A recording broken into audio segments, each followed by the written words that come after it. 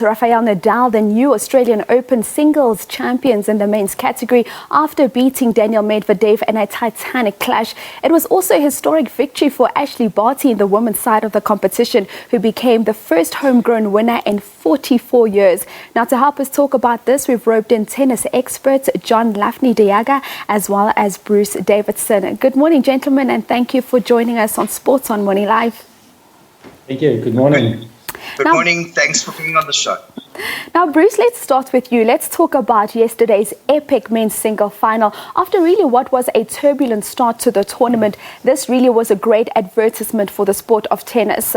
Now, in addition to just your general opinion on that final, what do you also make of how Craig Tiley managed to salvage the situation, given how the tournament started out and really putting on a good show for tennis lovers? Well, first of all, it was an epic final. It's one for the record books. I mean, it was a record that Nadal won his 21st Grand Slam. It was an incredible 5-hour, 24-minute showcase for any sporting lover, tennis lover who watched it. It was like an epic soapy, because Nadal had his back against the wall, 2 sets down. Medvedev is one of the smartest players on the tour, great on hard court, and Nadal just managed to fight like he has always been known to fight and win an epic match. For Craig Tiley, I think it was an incredible end for what must have been probably the worst 2 to 3 weeks of his life. And I think that tennis is the ultimate winner here. One man like Djokovic isn't the game. The game is bigger than the individual, and the tennis did the talking. And you saw how Rafael Nadal, after winning that title, went and gave Craig a big hug. There's so much respect for Craig Tiley. Regardless of what's happening, we're waiting still for his final statement about all what has happened. But obviously there's legal implications there. But I think this was a fitting end to what was probably one of the most memorable Australian Opens for all sorts of reasons. Now, John, I want to come to you. Now, the conditioning of Nadal and Medvedev really being put to the test yesterday. Firstly, it was quite impressive to see how Nadal was able to go the distance given the age disadvantage. And secondly, could we say that after the long and tough matches that Medvedev had building up to the final, did that eventually catch up with him in this final? Well, at the end, Rafa also had a tough lead into the finals. I think, Medvedev, was 2 sets to love up, 3-2, 40 love. He played a very tentative game. I think, from a coaching perspective, he must stop hitting drop shots and he must get somebody to teach him how to volley. If this guy can come forward and volley, he's going to be very dangerous. And, the commentator spoke about it. His game plan, every short ball that he got, he was hitting to Nadal's backhand. The better side where there's a lot more variety to pass on or going to the forehand. And that's where somebody like Federer and Djokovic does a great job when they play against Nadal. Nadal just showed, this guy's an ultimate champion. I think if everybody of us has a little bit of a Nadal attitude in our lives, this world will be so much better. He's a never-die competitor, and he has so much respect around the world from all the other players. He got messages from Djokovic, from Federer, and every other player. They just have so much respect for him. And it's so great for us that final was such an epic. It would have been actually boring if if he lost in 3 sets or he won in 3 sets. But what an unbelievable match. And, I echo what Bruce said. Craig Tiley is one of the top tournament directors in the world. He has so much respect from all the players. And Australian Open will not be the same without Craig.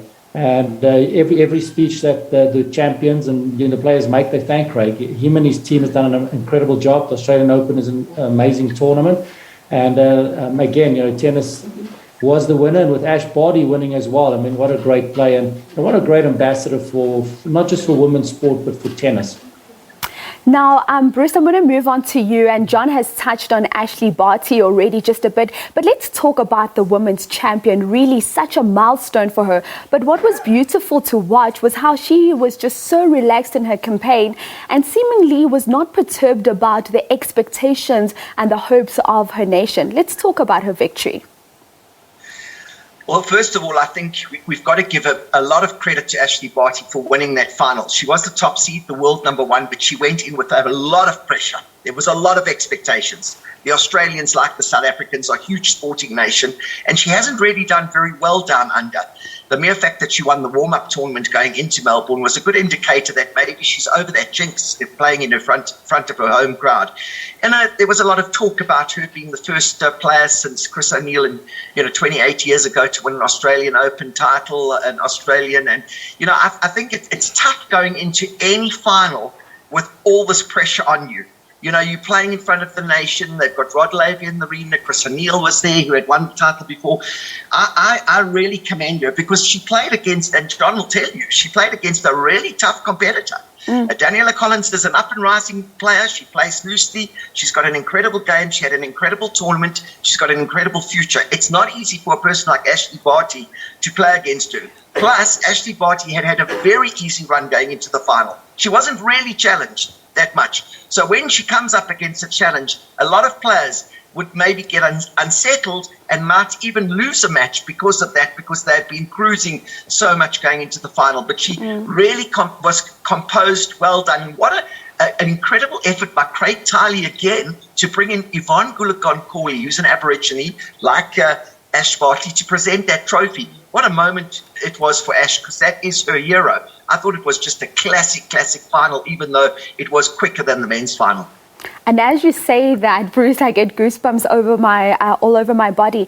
Now, John, this Australian Open, rather a missed opportunity for the defending champions, Naomi Osaka as well as Novak Djokovic. Do you think we're going to see these two winning anything anytime soon? I mean, we know with Naomi now she moves on to the French Open. It's a surface that she really hasn't dominated, that being clay. And for Novak, it's still the concerns of his vaccination that are still, growing concerns for him. Yeah, it is. It will be interesting to see what's he going to do. He's going to play in Dubai, in Doha. They don't, you don't have to be vaccinated to play in those tournaments. But it's interesting. Novak's going to be there. He is number one player in the world. And one of my best friends is a huge Novak supporter said, Nadal has got 21 slams, Federer 20, Novak 20, and Australia has 1. So this is going to go down for a long time as, people will talk about it because it's a missed opportunity for Novak.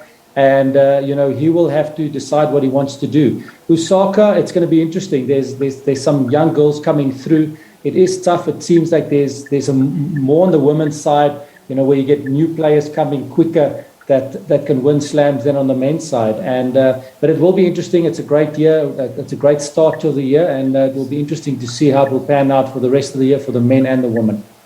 And Bruce, do you see Novak Djokovic playing in the French Open, especially if you consider how smoothly things went in the Australian Open once that whole Djokovic saga was dealt with? And should French authorities bend over backwards to allow to include the world number one who is not vaccinated? Well, it's going to be interesting. There are all sorts of meetings taking place right now between the ATP, the WTA and the ITF, and the Grand Slam committee are also meeting to discuss this. They waited for the end of the Australian Open to see how things turned out. It's a very complicated situation for all sorts of reasons, and lots of lessons have been learned from Australia.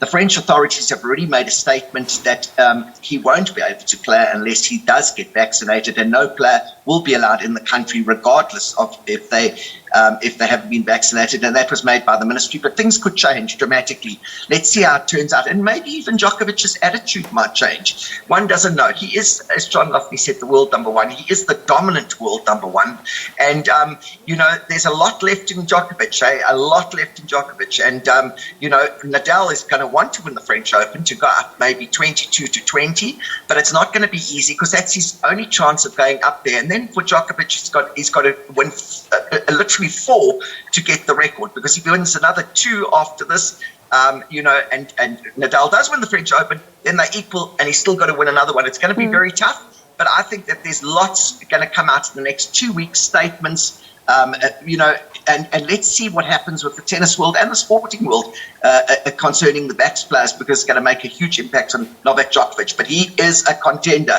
to stay at number one in the world. He don't write him off at all. Certainly not. And John, if things remain as they are right now, does Nadal have what it takes to become the winner of all the majors in terms of his physical condition this year? I think it's going to be tough. His body is obviously not great. But he's just proven to us, he thought he wasn't going to play the Australian Open. This guy came back and he wins. Every time we think he's down and out, he stands up. And he said, if he wasn't playing the Australian Open this year, there was a good opportunity that this might have been his last year. But now winning another slam, the guy's fired up.